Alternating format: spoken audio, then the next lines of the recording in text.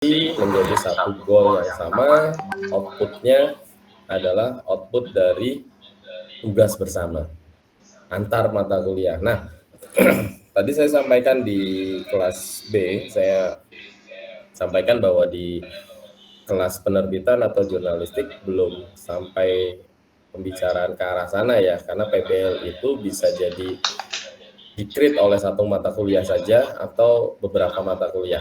Tapi kalau di DG, saya cerita sedikit di DG dengan memperlihatkan tugasnya ya. Coba cek dulu. Kelihatan dari sana? Terlihat, ya? Pak.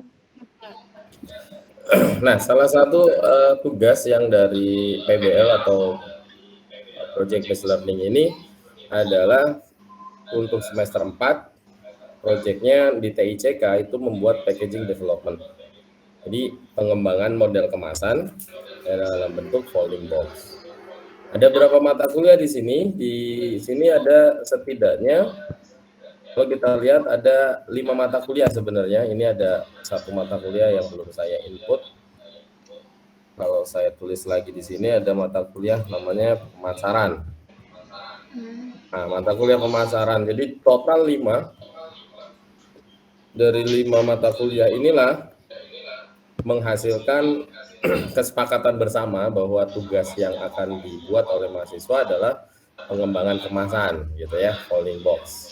Ya, pengembangan kemasan folding box di mana masing-masing mata kuliah itu memiliki yang kita sebut dengan capaian pembelajaran. Nah, tentunya mata kuliah yang bersangkutan itu akan linear dengan apa yang akan dinilai sih untuk untuk proyek ini gitu. Yang kita lihat tentu dari prosesnya, ya, dari proses. Kapan atau bagaimana cara melihat proses? Proses itu dilihat daripada yang kita sebut dengan istilahnya logbook. Logbook itu adalah catatan harian ya yang memperlihatkan detail pekerjaan yang sedang, akan, dan sudah ya. Saya balik, akan, sudah, dan sudah gitu ya, dan akan dilakukan. Jadi basisnya adalah rencana sebenarnya. Contoh di minggu pertama untuk membuat kemasan itu harus ada proses namanya wawancara. Nah, maka minggu pertama ini adalah tahap wawancara. Catat menghubungi klien, menyusun pertanyaan, dan seterusnya. Sampai akhirnya menghasilkan yang kita sebut dengan creative brief. Creative brief itu ide, gagasan, ya, dan semua datanya itu disimpan dalam Google Drive dan semua dosen itu bisa mengakses seperti itu. Jadi konsepnya kalau teman-teman kita coba cek lagi ya logbook gitu. Saya sebagai salah satu dosen pengampu di mata kuliah ini itu bisa mengakses anytime, kapan saja, apa yang sudah dilakukan sih mahasiswa dengan proyek yang diberikan gitu. Semuanya tercatat dan model penilaiannya adalah sesuai dengan konteks mata kuliah. Contoh gini, mata kuliah saya adalah mata kuliah pengetahuan teknologi cetak. Nah, di bagian ini ada kegiatan mempelajari materi FAW. Ini mata kuliah saya nih. Maka saya akan fokus melakukan monitoring di bagian FAW, kemudian teknik penjilidannya karena ini kalau di DG buku ya, jadi ada jilid di sini. Kemudian ada proses mock-up, pembuatan mock-up. Jadi seperti itu teman-teman. Ini cara melihat apakah mahasiswa sudah sampai di mana, kemudian model penilaiannya adalah dengan melihat setiap dari kriteria pekerjaan yang sudah dilakukan. Contoh ini ada pekerjaan sketsa manual ya. Nah, di sini kita bisa lihat sketsanya seperti apa yang sudah dibuat. Ini contoh ya teman-teman. Saiful kenapa menyampaikan ini? Karena lebih baik terlambat daripada tidak sama sekali kalau orang bilang gitu ya. Awalnya saya berpikir ini gitu ya, berpikir untuk mata kuliah pengetahuan teknologi cetak itu atau pengetahuan teknologi grafika bisa nggak ya, di PBL-kan gitu. Maka di penerbitan atau di DG sudah dilakukan, sementara untuk di PB belum, karena kalau di DG ini kan melibatkan semua mata kuliah ya Mbak ya. Kalau di PB sendiri saya belum berkoordinasi dengan teman-teman dosen yang lain, pengampu mata kuliah di semester 4. Karena ini idealnya adalah menjadi proyek bersama. Seperti itu teman-teman, ini mekanismenya. Jadi ada logbook. Nanti Pak Saiful bagian mana? Karena saya adalah bagian FAW dan mockup, mungkin di minggu ke-6 dan minggu ke-7 ini baru mereka melakukan proses ini. Dan saya menunggu setiap report dengan cara apa? Dengan cara melihat link yang sudah ditampilkan di setiap logbooknya. Nah, begitu kira-kira gambaran daripada model PBL. Hubungannya sama mata kuliah Pak Saiful apa? Nah, jadi pertanyaan ya, hubungannya apa ya? Hubungannya adalah teman-teman bahwa sebagaimana teman-teman mendapatkan tugas dari saya, maka tugas ini layaknya menjadi PBL gitu ya, Project Based Learning, sehingga walaupun tidak menyentuh atau tidak terintegrasi dengan mata kuliah yang lain, tapi saya mencoba supaya teman-teman pada mata kuliah saya itu menghasilkan sebuah output luaran yang sudah kita tentukan pekan atau 2 pekan yang lalu atau 3 pekan yang lalu, yaitu dengan membuat buku ya Mbak ya, buku company profile yang kemarin kita sudah bahas. Nah, apakah bentuknya akan seperti ini misalkan, ya, kotak seperti ini, apakah bentuknya akan seperti ini, seperti yang kemarin teman-teman udah lihat gitu ya. Ini juga sama, tapi beda ukuran, beda dimensi. Ya. Ya. Apakah seperti ini dan lain-lain sebagainya. Yang kemarin saya sampaikan yang di kelas, ini adalah hasil karya daripada mahasiswa, 1 orang 1 karya. Nah, tapi kan kalau kita konsepnya nggak 1 mahasiswa 1 karya ya, 1 mahasiswa 1 kelompok 1 karya ya, 1 kelompok 1 karya. Jadi dengan demikian saya berasumsi tugas yang saya berikan itu bisa memberikan output luaran yang nantinya arahnya adalah saya PBL-kan. Jadi kita punya proyek untuk penilaian akhir semester. So, dalam hal ini luaran proyeknya apa kan gitu ya. Pertama, luaran proyeknya kalau saya tagline-nya saya taruh atau letakkan di sini, maka yang Anda buat adalah book company profile gitu ya. Book company profile Politeknik Negeri Jakarta dalam hal ini adalah jurusan, ya. Dalam hal ini adalah jurusan Teknik Grafika Penerbitan. Kemudian kalau dipikir-pikir dari sudut pandang konteks mata kuliah, kalau untuk membuat buku company profile, kira-kira mata kuliah apa ya yang berhubungan dengan tugas tersebut? Elan, kira-kira mata kuliah apa, Lan? Sebenarnya tuh kita udah dapat mata kuliah penulisan buku Pak, dokumentasi dan kepustakaan di semester 2. Jadi kita udah pernah buat buku juga. Oke, betul. Sudah pernah bikin buku ya? Bukan, Iya, Pak. tapi temanya tentang? Tapi bukan tentang buku company profile, tapi temanya tentang EYD waktu itu.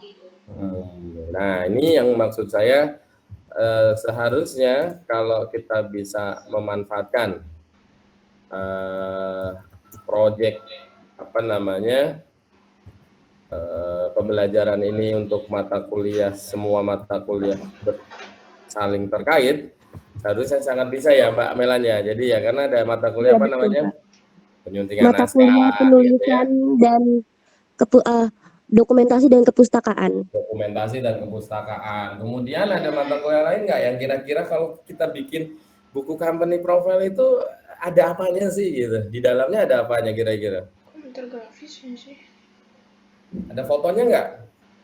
Ada, Pak. Enggak. Berarti ada mata kuliah yang belajar tentang pengambilan gambar nggak? Ada fotografi. Ada fotografi. Jadi kalau saya tulis di sini, nanti ada mata kuliah pengantar teknologi grafika misalkan. Ada mata kuliah fotografi, kemudian ada penulisan, nah tadi yang disebutkan. Kemudian ada mata kuliah layout nggak? Belajar nggak Ada. tentang layout? Iya, belajar. Belajar ya. Ada komputer grafis namanya ya Mbak ya, kalau nggak salah ya. Betul, Pak. Sama Nah, satu lagi yang diajarkan Pak Sugeng, desain grafisnya juga diajarkan. betul, apalagi desain grafisnya diajarin. Jadi untuk membuat buku company profile project ini, itu sebenarnya bisa mencakup semua mata kuliah. Inilah yang kita sebut dengan PBL. Cuma projectnya tentu akan sesuai dengan arah yang ketergunaannya gitu. Ketergunaan tuh gini. Jadi kalau saya nih ngasih tugas teman-teman membuat buku company profile, materinya harus cari sendiri gitu ya. Kemudian pokoknya yang berhubungan dengan grafika. Maka kalau di dalam model PBL ini beneran kliennya, gitu. Jadi kliennya beneran klien untuk dibuatkan buku company profile, gitu. Bisa misalkan saya minta Anda, coba Anda cari kliennya atau kliennya kami yang nentukan. Contohnya kalau di DG ya, saya lihat balik lagi ke yang DG tadi. Di DG ini kliennya sudah ditentukan Mbak Melan dan teman-teman semuanya. Ini kliennya. Ada Skuko Cafe, Ceramiku, ada Rice Go, Popiro, dan seterusnya. Ini adalah klien kebetulan adalah mitranya UMKM. Ya, karena pengembangan dari brand profile. Ya. Begitu kira-kira. Jadi bicara tentang mata kuliah saya, karena kita tidak didasari pada luaran proyek yang melibatkan banyak mata kuliah dengan tidak mengurangi semangat ya, tidak mengurangi semangat belajarnya. Ini mata kuliah yang terkait sementara ini baru mata kuliah yang pengetahuan teknologi grafika saja. Jadi mata kuliah saya. Kalau di DG kebetulan karena sudah melibatkan semua mata kuliah, endingnya adalah hasil proyek ini akan dibuat dalam bentuk presentasi dan video, yang mana presentasi dan videonya ini akan dipresentasikan di depan semua dosen, dan penilaian dari dosen juga tidak mengkerucut kepada hasil proyeknya. Jadi nggak ada, kalau kita bilang tuh nggak ada UAS tertulisnya lah gitu. Ini yang kita sebut dengan konsep PBL. Nah, balik lagi ke mata kuliah saya. Nah, mata kuliah saya kan tentang pengetahuan teknologi cetak. Karena tidak ada, sekali lagi tidak dijalin keterkaitan antar mata kuliah, sehingga saya tetap berharap tadi tidak mengurangi semangat teman-teman untuk menghasilkan karya cipta yang terbaik dengan penilaian. Rule-nya adalah, rule pertama, saya masih bicara final artwork-nya. Kenapa? Karena ini ya kita sebut dengan digital file. Jadi kalau saya rubah ini adalah final artwork desain buku company profile. Ini poin penilaian pertama ya Mbak ya, kalau dicatat nih. Lalu terus bagaimana menilainya? Kemarin saya sudah jelaskan ya minggu yang lalu penilaiannya. Saya nggak bosan saya ulang-ulang ya, nggak bosan saya ulang-ulang. Ingat lagi, balik lagi ke sini, digital filenya. Ada master filenya, ada linknya ya. ada fontnya. Karena ini buku, saya yakin nggak mungkin nggak ada linknya, gitu. Karena buku kan, apalagi buku company profile, nggak mungkin nggak ada foto gedungnya, nggak mungkin nggak ada foto. Bahkan teman-teman mungkin sudah berpikir, wah harus ada foto kitanya nih ya. Ya, harus ada foto duta PNJ-nya nih kan ya, Melan ya. Nah, masa di banner doang, di bukunya harus ada. Kemudian tentu saja ada link fontnya. Ini kalau nanti teman-teman pakai InDesign, karena semester ini kebetulan Pak Sulis mengajarkannya InDesign-nya adalah lebih ke apa? Digital ya. Apa istilahnya kalau layout digital ya? Bukan untuk buku ya, Mbak ya, benar? Pernah juga Pak, pernah kan 2 kali ya sama Pak Sulis ya. Jadi pernah juga waktu itu buat buku juga semester kemarin. Semester kemarin ya.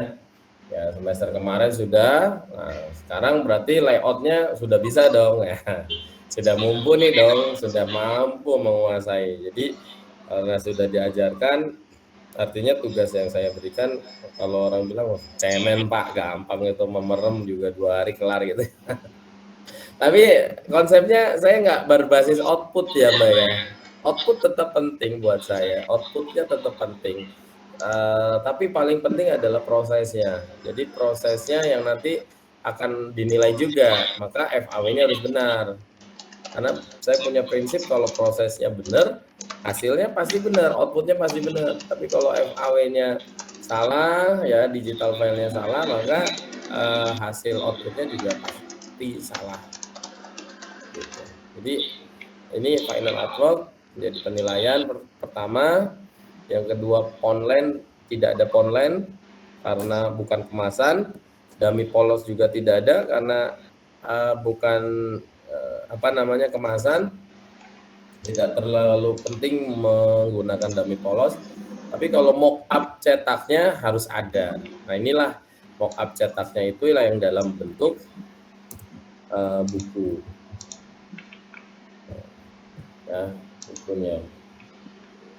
Nah, berikutnya setelah buku ini jadi, maka Anda siap untuk mempresentasikan buku yang Anda buat tuh.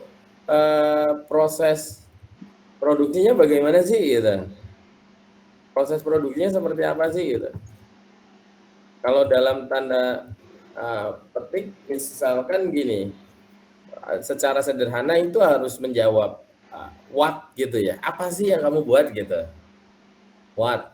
Apa? Buku. Kamu ceritain tuh, buku ini memiliki spesifikasi begini, ukurannya sekian, menggunakan material ini, itu munculin.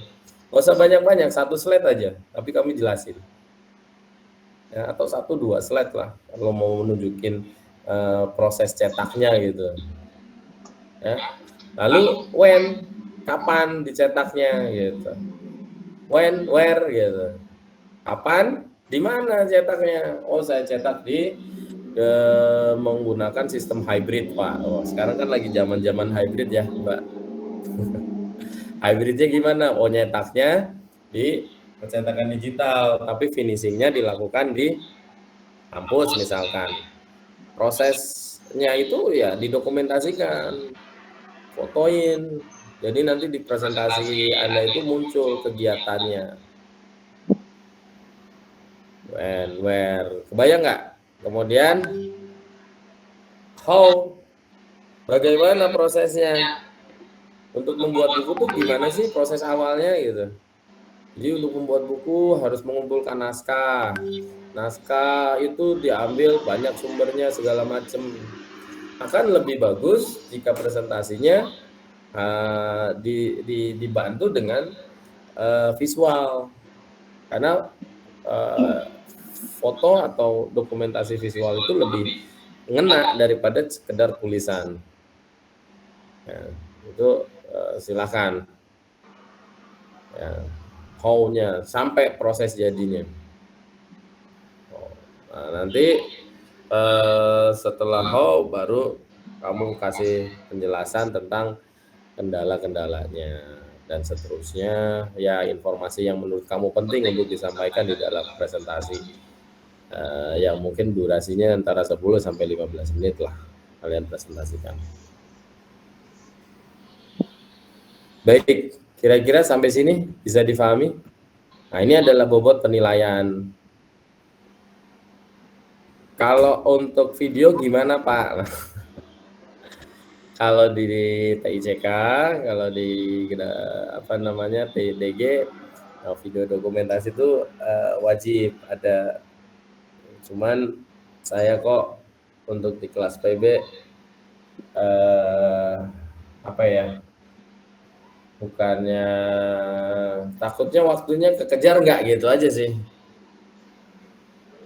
Kalau saya minta ada videonya. Tapi Pak, kelompok studi sudah buat videonya. Berarti sudah buat ya, alhamdulillah. Jadi dibuat saja Mbak, atau maksimal saya mungkin anulir ya, atau saya ralat maksimal 5 menit lah gitu. Weh. 3 menit. Bagus Ri, kalau sudah dibuat. Artinya ini nanti sebagai pelengkap untuk penilaian. Ya, ini yang nanti akan dinilai. Maka dari itu 1, 2, 3, 4 untuk final artwork bisa dan mockup bisa dikoreksi pada saat sebelum UAS. Kalau kita lihat di schedule sekarang tanggal 1, UASnya betul tanggal 22 atau bukan? 22 sih harusnya. Kita tanggal berapa? Saya nggak tahu Tanggal nih kalau 18 ya Pak. kalau lihat Tanggal tanggal 18 UAS berarti kan kita ketemu 22 ya Mbak ya. Ada berapa kelompok di sini? Ada 4 kelompok. Ada 4 kelompok. Berarti dibagi 4 kelompok. Nanti kita presentasikan di tanggal 22-nya. Waktunya nanti tentatif, tidak harus menggunakan jam kuliah ya, karena biasanya presentasi agak memakan waktu dibandingkan dengan apa namanya mengerjakan soal. Begitu kira-kira. Ada pertanyaan, jadi cukup ya 2 minggu ini, 3 minggu ke depan. Cukup waktunya? Izin bertanya Pak. Silakan. Ini terkait juga dengan buku sih. Soalnya saya kan sudah berani mengambil job buku ya Pak. Ya. Kebetulan bukunya itu saya sendiri baru bikin buku itu ketika semester 2 kan. Nah, kebetulan saya ada job dari teman saya, dia mau buat buku seperti kisah motivasi. Nah, saya tuh bingung Pak. Maksudnya kan kalau buku kisah motivasi kan beda bentuknya gitu kan, ininya beda gitu. Saya juga bingung untuk targetnya karena dia bertanya kepada saya dan mempercayakan kepada saya itu targetnya seperti apa gitu. Lain halnya gitu karena kan kita membuat buku juga memerlukan apa ya, dana juga kan ya Pak. Apakah nanti di bukunya saya juga boleh menyantumkan karena dia tuh targetnya itu bukunya tuh kan untuk hari lahir Kabupaten Lebak ya nanti dipresentasikannya gitu, dimulai dipopulerkannya. Nah, yang saya bingungkan itu targetnya untuk Kabupaten Lebak, sedangkan posisinya saya tuh lagi di Depok gitu. Saya tuh bingung untuk marketing place-nya itu seperti apa gitu. Terus saya tuh bingung dalam segi penulisan saya masih bisa mengimbangi dia gitu, tapi saya dalam segi seperti contohnya apa ya, bukunya itu kayak gimana gitu, diterbitkannya harus di mana, otomatis kan diterbitannya juga harus di Lebak ya Pak. Sedangkan di daerah saya tidak ada penerbitan gitu, itu yang menjadi saya jadi bingung gitu. Seperti itu sih Pak. Oke. Pertama saya ingin tanya dulu, ini jenis bukunya bukunya tadi motivasi ya Mbak ya? Betul Pak. Oke. Kalau Motivasi dan dari buku. kalau dari target atau segmentasinya sebenarnya buku ini untuk siapa sih? Sebenarnya buku ini untuk memotivasi setiap orang yang membacanya sih untuk bisa berbisnis mungkin. Oke. Artinya gini, buku ini tuh sebenarnya akan masuk ke dalam ranahnya buku komersil atau buku yang dibaca secara dibagi secara gratis atau mekanismenya seperti apa? Karena nanti akan sangat berkaitan dengan yang Melan tadi sampaikan, masalah dana, kemudian tanggung jawab Melan sebagai apakah Melan sebagai penyuntingnya ataukah Melan sebagai penulis keduanya atau seperti apa, kan berbagi perannya harus clear ya.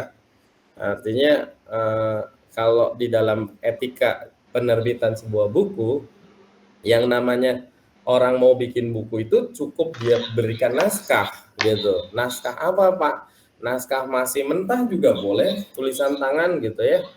Tulisan tangan juga boleh, sudah bentuk Word juga boleh, ketikan gitu. Jadi tidak ada unsur yang mengatakan bahwa naskahnya terserah kamu deh, yang penting begini, kan nggak mungkin seperti itu. Jadi ini perlu saya konfirmasi dulu, naskahnya sudah ada Mbak Melan?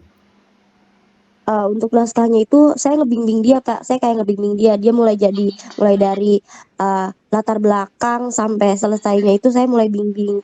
Tapi dia udah ngasih konsep-konsepannya gitu, dan dia nulis, jadi saya nanti yang kayak apa yang kurang gitu, nanti dia benerin lagi kayak gitu Kak. Berarti kayak buku autobiografi gitu maksudnya, perjalanan karir sukses? Iya, seperti itu. Oke, ya. Berarti pertama saya kebayang kalau buku semacam itu berarti memang rata-rata beliau atau orang yang ingin menulis buku seperti itu adalah perlu pendampingan. Dalam hal ini sudah minta Melan nih untuk mendampingi gitu. Kira-kira dari sudut pandang kemampuan Melan sebagai jurnalis, sebagai orang penerbitan, berarti kan punya kompetensi itu untuk tata bahasanya, kemudian untuk proses layoutingnya dan sebagainya. Cuma pertama yang harus siapkan ya Melan ya dan teman-teman semuanya dalam menggarap satu buku itu harus ada pembagian yang jelas. Pembagian bukan bicara royalti ya, bukan. Ini pembagian masalah job. Nah, pertama, yang namanya buku itu ada penulis yang tadi. Nah, dalam hal ini penulisnya kata Melan adalah Melan yang membimbing. Karena ternyata si orangnya itu sebagai narasumbernya. Begitu ya kira-kira Melan ya. Berarti dalam hal ini adalah Melan penulisnya kan gitu. Yang kedua, orang yang nulis itu bukan berarti yang melayout Mbak Melan. Jadi di dalam membuat buku perlu layouters. Itu udah pasti. Untuk layout saya tidak menerima untuk desainnya Pak, karena dia menggait mitra lain juga untuk membuat desainnya. Berarti kan dalam hal ini poin kedua udah terlewati nih. Layoutnya bukan gitu. Terus yang ketiga, yang namanya naskah